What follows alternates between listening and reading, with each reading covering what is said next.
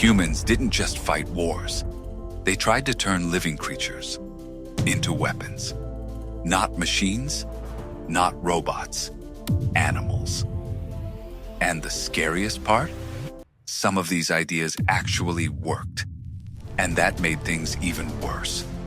War has always had one problem.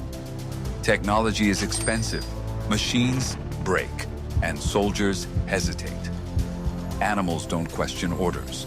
They don't get tired of ideology, and they don't demand explanations. Military planners started asking a dangerous question. What if nature itself could be weaponized? During World War II, the US faced a problem. Japanese cities were dense. Bombing them from the outside was inefficient. But what if the fires started from the inside, from places you couldn't defend? Scientists came up with an idea so insane, it sounds fake. They used bats, thousands of them. Each bat carried a tiny incendiary bomb. The plan was simple: release the bats at dawn. They would hide in attics and rooftops. There was one problem. No one could control where they hid. During a test run, the bats escaped and burned down parts of the American base itself. The weapon worked, but it worked on the wrong city. So the project was canceled, not because it was cruel, but because nuclear weapons arrived first.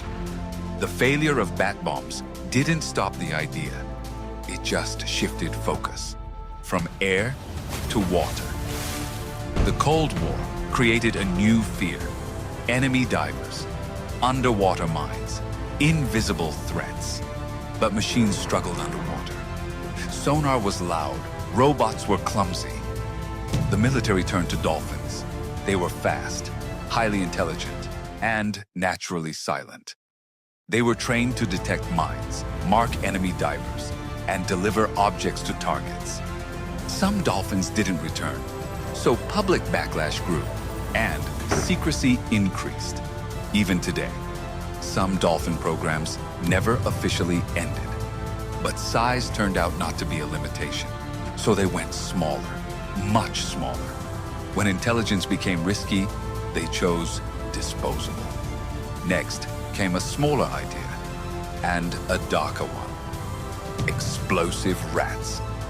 Dead rats, packed with plastic explosives. The plan was brutal: hide them in enemy facilities. When thrown into a boiler, the explosion would destroy the entire building. The first shipment was discovered before it could be used, so the weapon never detonated. But it succeeded anyway, because it terrified the enemy. They had to inspect every rat, every boiler, every shadow. Then came the strangest idea of all: missiles guided by pigeons. Yes, real pigeons.